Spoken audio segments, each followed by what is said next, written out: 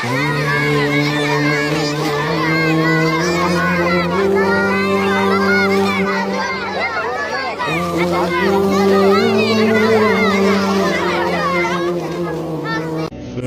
কিছুই করতে পারিনি আল্লাহ, রমজান মাসে আমরা কিছুই করতে পারিনি।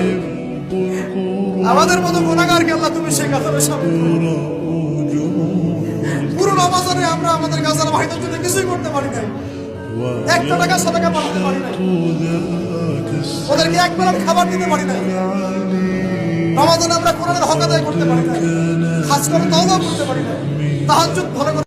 আল্লাহ আবাবিলকে আরেকবার হুকুম দেন না, আরেকবার দেন না, আরেকবার দেন না মালিক, খোক না, দুনিয়াটাকে একটু দেখান না।